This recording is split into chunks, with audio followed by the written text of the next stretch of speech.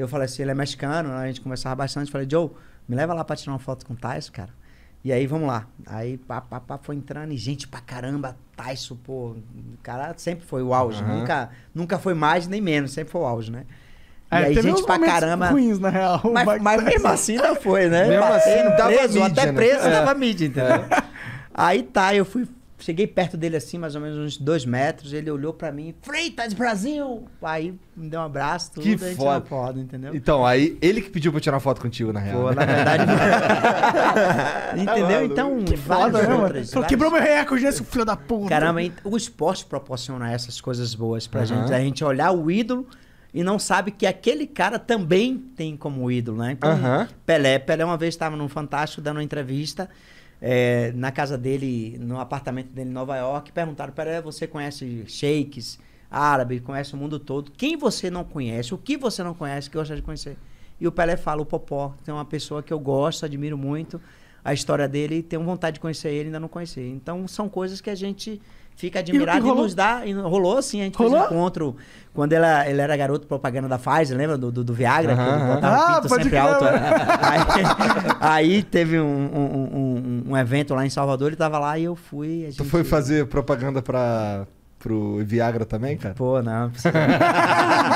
Ainda tô bem, ainda tô no esquema, tô no esquente ainda.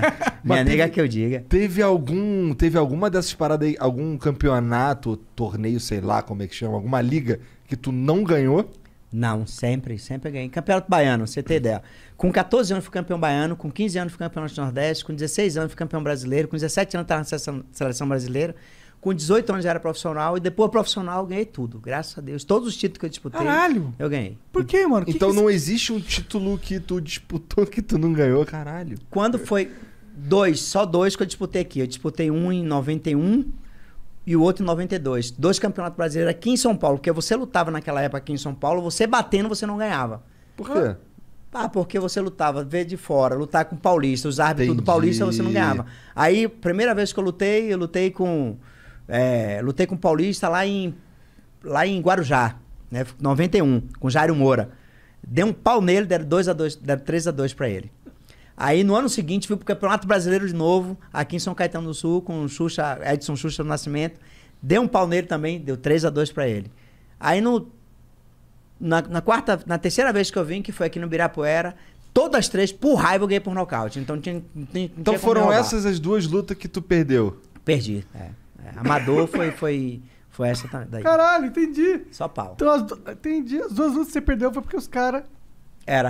Você já vinha aqui lutar em São Paulo, os caras, a luta equilibrava tudo, era um pontinho pra mim e dava pros caras, entendeu? Então, no colégio você já dava porrada? Como que é? No colégio eu disputava, cara, quebrava o pau na fila da merenda, porque às vezes não tinha zorra nenhuma pra comer em casa, eu queria garantir a comida na merenda da escola, brigava muito pra repetir tentava furar fila, o pau quebrava mesmo. Aí acho que foi que eu comecei a lutar boxe, sabe? Cara, pois é, tu foi parar no boxe porque tua mãe te botou no boxe? Não, meu pai já lutava, mas não profissionalmente. Meu pai, na verdade, treinou no passado pra bater nos outros na rua.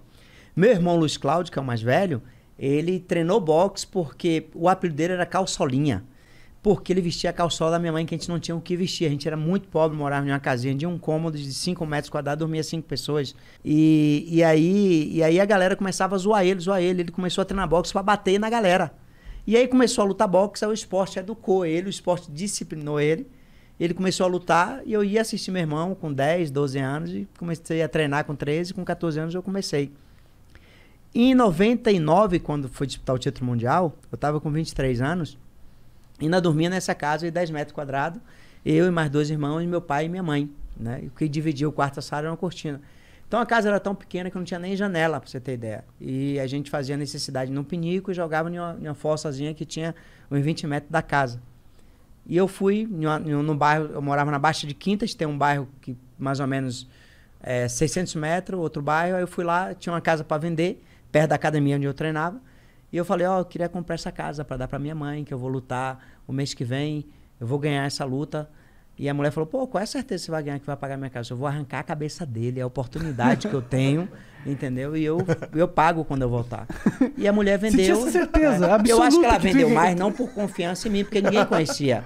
Ela vendeu mais porque era tia do meu ex-treinador. Ah, entendi. Ah, pensei que foi ela ficou com meio torno com a cabeça. Eu acho que foi isso, a confiança do meu ex-treinador. Aí fui pra luta. Ganhei por nocaute com 1 minuto e 45 segundos do primeiro round, um russo. Chamado Era Anatoly russo ainda, Alexandrov. que, né, Russo, os caras são- na Rússia é casca grossa. Aham. Era uma luta de 12 rounds. Eu ganhei por nocaute com 1 minuto e meio, 1 minuto e 45 segundos. Só pra você ter ideia, cada round são 3 minutos. Em um round eu ganhei com 45 segundos, né? Quase a metade de um round. Sim. E aí eu ganhei o título mundial, voltei, paguei a casa e a nossa vida mudou. Mudei a vida da minha família Quanto toda. que é um título Dei mundial? casa. Naquela época tinha muita gente que me levava muito dinheiro, me levava muita grana. Meus empresários levavam 75% do que eu sabia, né? Então a parte Caralho. maior ficava para eles. Não sabia quanto é que dava tudo, eles só me pagavam. E naquele título mundial eu ganhei 25 mil, que foi 25 mil que eu paguei a casa. Mas para mim tava feliz, o cara que dormia no chão, que passava dificuldade, morar em uma casa, 3 quartos, dei de presente para minha mãe. Aí comecei a fazer algumas lutas, aí ganhava 60, 50. Aí com esses antigos empresários, minha maior bolsa assim, de luta foi 95 mil reais. Mas a televisão, os contratos que eu tinha com a emissora, pagava muito bem e eu não tinha participação. Ele só me dava, tipo como se fosse o meu salário. E eu tinha, na verdade, que receber um valor muito bom. Caralho. Aí quando foi... hoje Toda não- vez é uma história de um cara filho da puta, né, cara? É, Toda vez tem um toda filho da vez. puta. Caralho. É.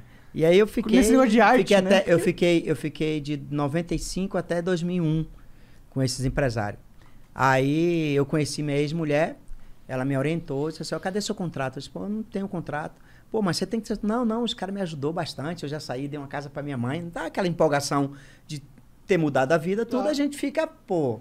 Onde eu tava, onde eu estou hoje, a gente sempre agradecia, achava que era merecimento Você não dos entendia caras. que, na verdade, você era uma puta... Você era tipo a galinha dos ovos de ouro do cara, tá Na ligado? verdade, eu tirava o meu merecimento, o meu dom, o meu talento e colocava tudo nos caras, porque eu Entendi. gostava, porque eu confiava, aquela coisa toda. E eu tirava aquele negócio, pô, o dom é meu, o talento é meu, quem tá ali pra dar o soco na cara sou eu. E a minha ex-mulher falou isso pra mim, pô, você que toma o soco, você que toma isso, peça seu contrato. Pedi o contrato, os caras ficaram assim uns 3 meses, cara, pra me dar o contrato. Eu em cima, toda semana em cima, me deram o contrato. Aí o contrato falava assim, ó, se eu sofresse um acidente em cima do ringue, os caras me davam um chute na perna, na bunda. Se eu sofresse uma derrota, os caras me davam um chute na bunda. Se eu rescindir o contrato, eu tinha que pagar 2 milhões, não sei quanto no contrato. Se os caras quisessem quebrar o contrato, não tinha nada. Aí ela falou, ó, tá errado aqui a sua porcentagem que você tá recebendo, que diz aqui no contrato que você só recebe 25%. Aqui fala isso e isso no contrato. Vamos reajustar esse contrato, deixa-me eles para começar. Falei, ó, o contrato, a gente pode fazer isso, isso, isso. Mas foi o seguinte, vocês não querem ganhar bem ainda? Vocês vão ganhar 50%, eu pego 50%, a gente vê isso aqui, a cláusula do contrato. Se vocês também rescindirem, vocês pagam multa. Se eu rescindir, eu pago multa. E se eu sofrer um acidente, vocês vão ter que cuidar de mim, cara. Porque eu tô lutando para vocês, eu tô dando dinheiro para vocês. Né? E eles aí não aceitaram. Não aceitaram. Aí eu fui pro pau, fiz quebra de contrato. Todas as instâncias que eles recorreram, perderam, e o contrato tá aí até hoje, engavetado, infelizmente. Entendi. Mas foi muito lesado. Aí depois de 91... Engavetado, felizmente, né? Aí perdeu. em 2001, aí comecei... O que foi que eu fiz? Eu contratei... A minha esposa me orientou, junto com um ex-cunhado que eu tinha, minha ex-mulher.